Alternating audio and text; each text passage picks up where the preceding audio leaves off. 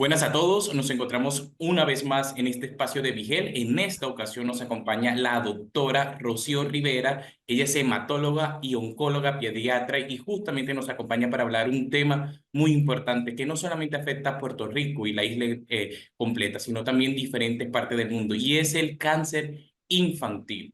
Para esto vamos a conversar un poco con la especialista y le doy la bienvenida, doctora Rocío. Bienvenido a este espacio de Vigel. ¿Cómo está? Hola, buen día, gracias.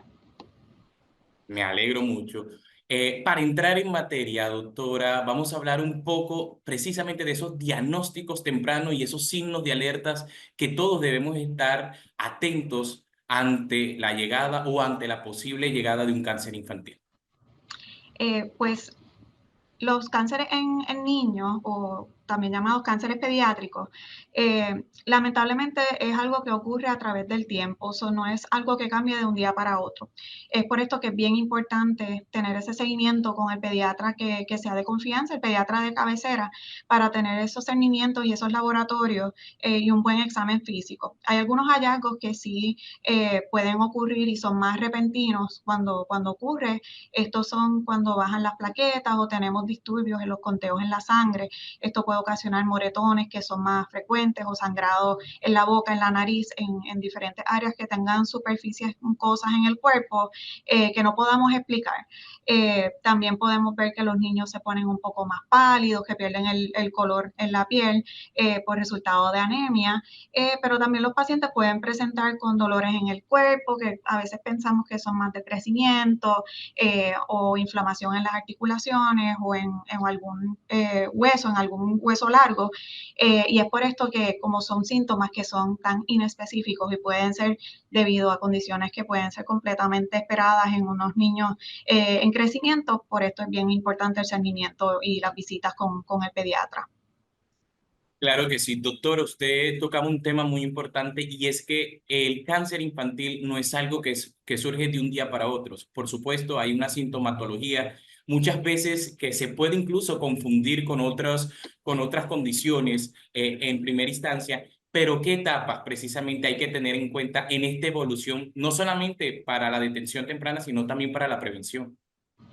Pues a diferencia de los adultos, realmente el cáncer en niños no hemos logrado identificar algo que nosotros podamos prevenir o no está tan relacionado a la alimentación y al estilo de vida o fumar y tener estas exposiciones que los adultos sí podemos correlacionar directamente. Hay algunos tipos de cáncer que sí están relacionados a la parte genética y cómo algunas mutaciones se heredan de nuestros padres y entonces ahí vienen algunos tipos de cáncer que vemos en niños.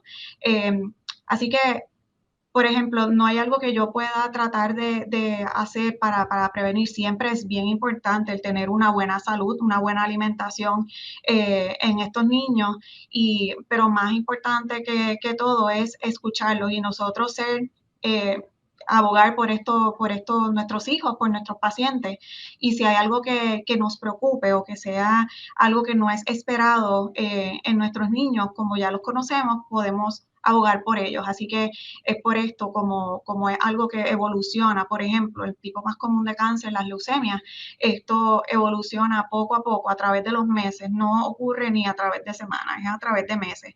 Y vemos cambios que van poquito a poquito ocurriendo en nuestros niños que quizás están durmiendo más de lo usual cuando son nenes que son más activos. Es por esto, todas estas preocupaciones que nosotros como padres podamos tener por el bienestar de nuestros hijos, que debemos abogar por ellos, llevarlos a una evaluación con su pediatra y de ahí tener una conversación y llegar a un plan de tratamiento y a un seguimiento que ambos estemos de acuerdo y estemos cómodos en el manejo de ese paciente. Claro que sí, doctora. Y precisamente en esa detención temprana y en esa buscar una ayuda temprana durante todo este tiempo de trabajo, de analizar diferentes pacientes, porque entendemos que aunque haya una condición general, cada paciente es un mundo particular. Uh En -huh. este tiempo, ¿qué innovaciones en tratamientos y avances médicos han funcionado y siguen funcionando o cuáles nuevos han llegado precisamente para romper mitos y poder dar una esperanza a los pacientes y a los cuidadores? Pues sí, antes en el cáncer pediátrico, para darles un ejemplo, nuevamente el cáncer más frecuente es las leucemias, pues las leucemias antes, en hace como más o menos 20, 30 años atrás, menos del 80% de los pacientes de leucemia sobrevivían. Y es un momento bien histórico, bien interesante en el estar viviendo en estos tiempos de ahora, porque uno de los avances más inesperados que ha ocurrido en este campo ha sido la inmunoterapia, el uso de moléculas que pueden ser parte del sistema inmunológico del paciente y utilizar esto como alternativas en el tratamiento.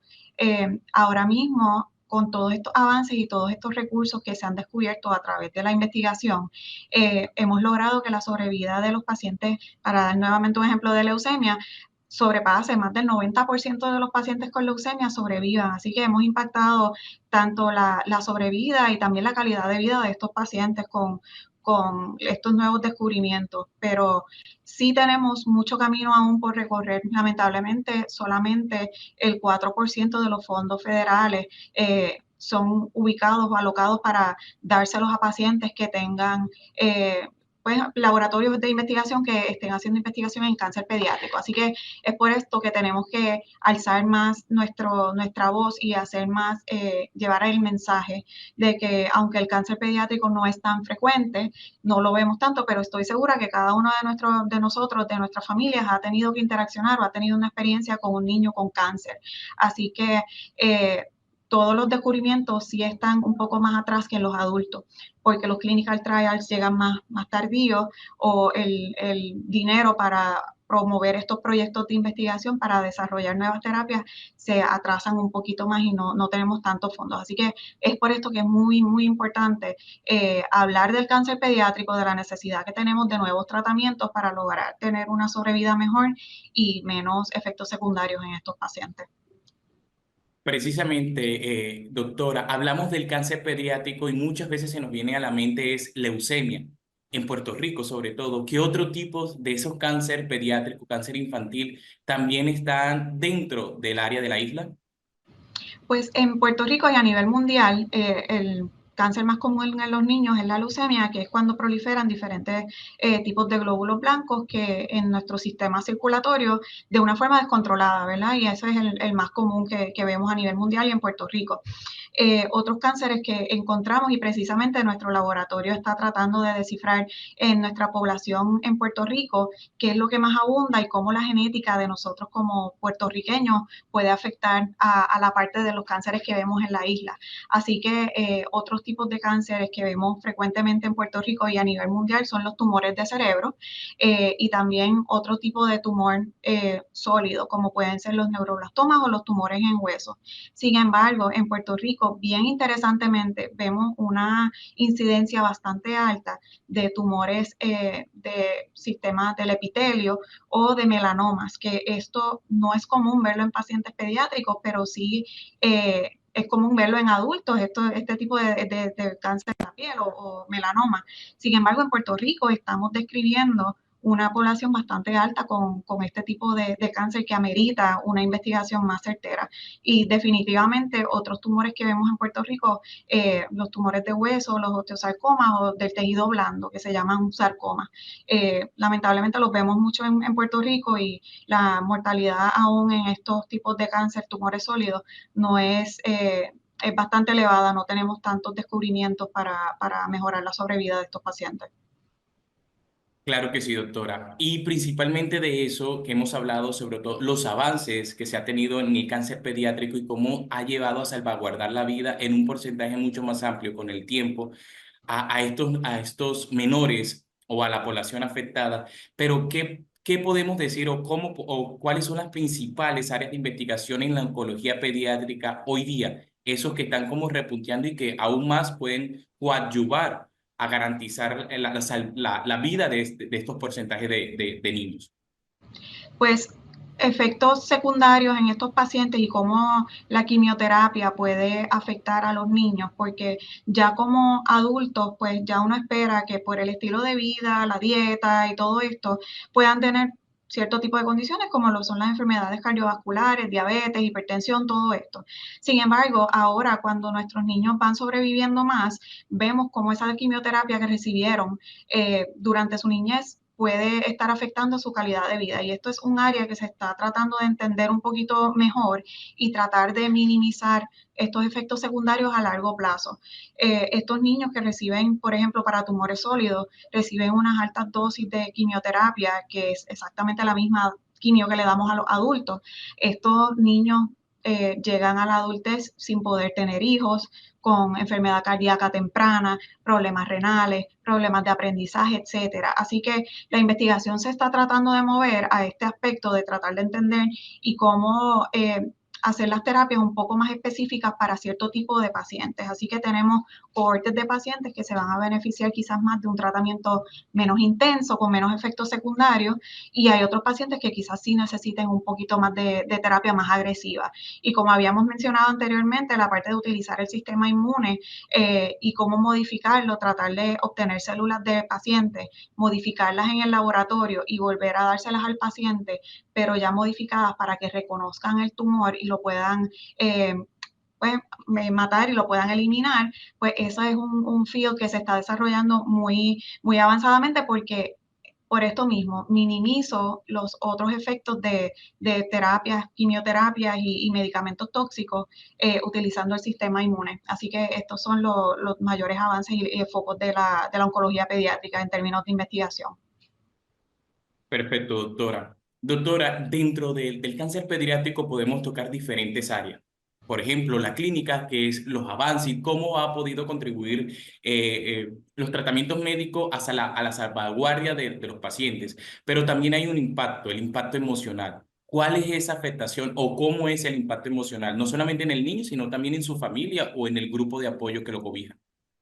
Este tema es súper, súper importante. Yo digo que inclusive igual de importante que avanzar terapias para mejorar la sobrevida, porque esto es algo que no solamente impacta al paciente, sino a todo el círculo familiar que lo rodea. Impacta tanto el tener trabajo de los papás que a veces tienen que, muy frecuentes ocasiones, tienen que dejar sus trabajos para poder estar en el hospital, en las citas médicas y cuidar de sus hijos que están tan delicados de salud.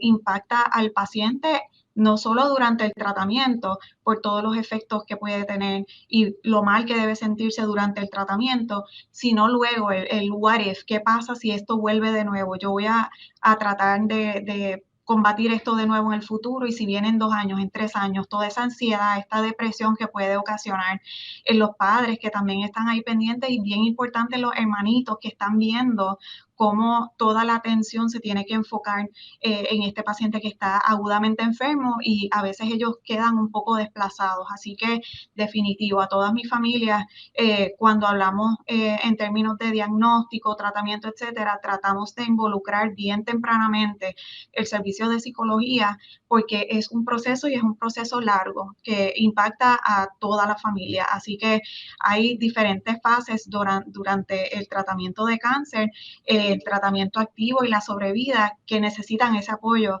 del servicio de psicología y tratar de atender esa parte emocional es sumamente importante y no, yo entiendo que no le damos tanto énfasis como deberíamos. Es muy importante aclarar eso porque no solamente es el acompañamiento clínico, la importancia del acompañamiento psicológico y Uh emocional -huh. precisamente de esas personas que siempre están ahí con nosotros, ¿no, doctora? Y desde otro campo también, ese acompañamiento o ese seguimiento en la nutrición y en la calidad de vida de los niños con cáncer, ¿cómo se debería hacer? Pues los niños con cáncer se habían hablado un poquito de las dietas que son bajas en microbios o las dietas neutropénicas cuando los niños están con el sistema inmune comprometido, pero realmente no se ha visto que esto afecte la probabilidad de que el paciente desarrolle infecciones o no. Así que si en los pacientes de trasplante, pues es otro manejo que tenemos que dar, pero es bien importante tener una nutrición rica en calorías y en las grasas buenas. Así que también de la mano con nosotros va el servicio de nutrición y todos somos parte del equipo multidisciplinario porque dependemos uno del otro. No puedo dar toda la quimio que yo quisiera dar para eliminar el cáncer si tengo un paciente bien frágil que está en un peso bien poco saludable y no me puede aguantar la quimioterapia o que está en el ámbito psicológico fuera de lo que yo esperaría. Así que definitivo, todo esto va de la mano, aunque tenemos unas excepciones cuando el paciente al principio del tratamiento no ha perdido tanto peso y quiere sus gustitos y sus cositas que le gustan, perfecto, podemos darle esa oportunidad y esa ventana, pero necesitamos un buen manejo de la nutrición y tener un buen intake y un buen contenido de calorías y de grasas para mantener el peso. Perfecto, doctora. Y como todos, las condiciones pediátricas no pueden escatimarse de los mitos y las realidades que pueden suscitar dentro de este cáncer infantil. ¿Cuáles son esos mitos y cuáles son esas realidades que es importante conocer e informarnos para poder tener una prevención y un tratamiento mucho más oportuno? Sí, definitivo, como mencioné anteriormente, que el cáncer pediátrico no es tan común. Eh, Quizás no es tan común como cáncer en adultos, pero todos a nuestro alrededor debemos conocer a alguien que ha tenido cáncer pediátrico. Así que en Puerto Rico, más aún, que somos una isla pequeña y tenemos, todos nos conocemos, así que definitivamente este mito de que quizás no necesitamos tanta investigación para nuestros pacientes porque no tenemos tanta población de pacientes pediátricos con cáncer, definitivamente esto es algo que tenemos que cambiar esta mentalidad. Eh, Alrededor de 400,000 pacientes son diagnosticados con cáncer pediátrico anualmente a nivel mundial. Así que la causa más común de muerte en niños por enfermedad es el cáncer. Así que hemos hecho muchos avances, pero no hemos llegado todavía donde deberíamos llegar. Tenemos mucho camino por recorrer. Perfecto, doctor. Y para llegar precisamente y seguir recorriendo esos caminos, también es importante el acceso a tratamientos y una equidad en la atención médica. ¿Cómo está Puerto Rico precisamente en este tema?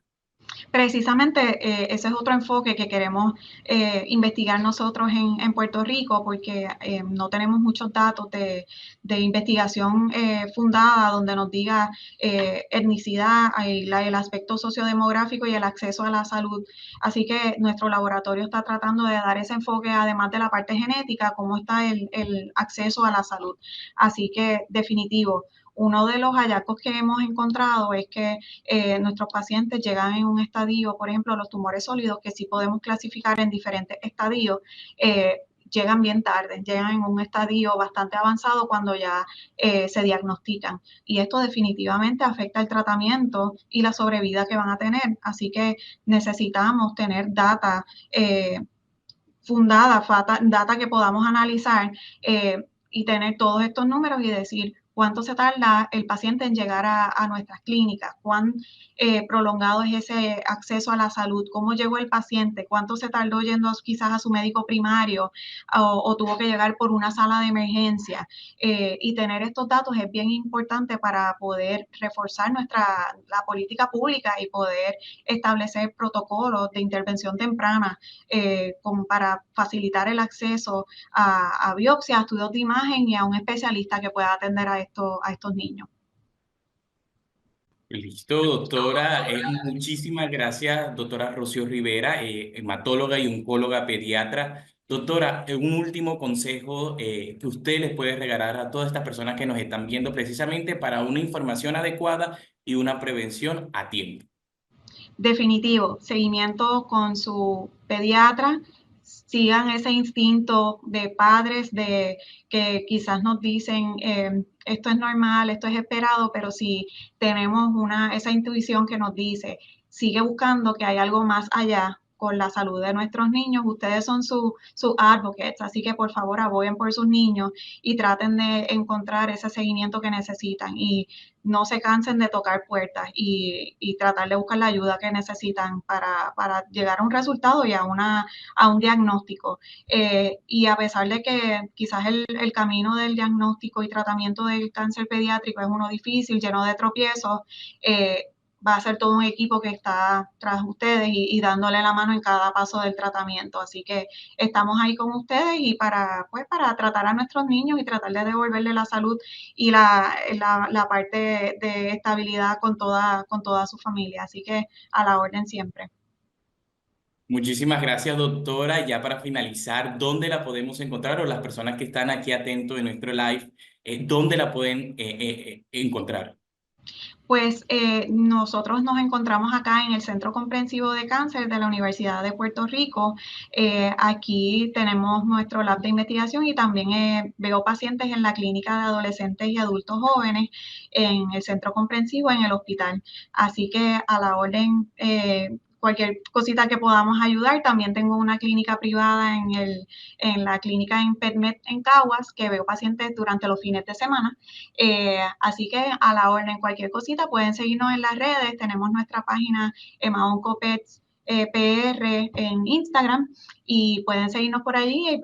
Estamos tratando de compartir la información de cáncer pediátrico tanto en el ámbito clínico como de investigación y compartir un poquito más de conocimiento y llegar a toda la gente para seguir promoviendo el mensaje de que hacer investigación y conocer más de cáncer pediátrico es sumamente importante. Así que estamos siempre en toda disposición para seguir colaborando.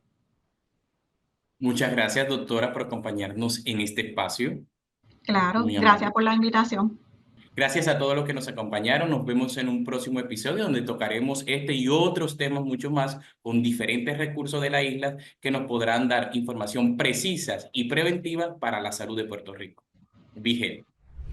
BeHealth, tu conexión con la salud. Encuentra más información en nuestras redes sociales. Búscanos como @BeHealthPR.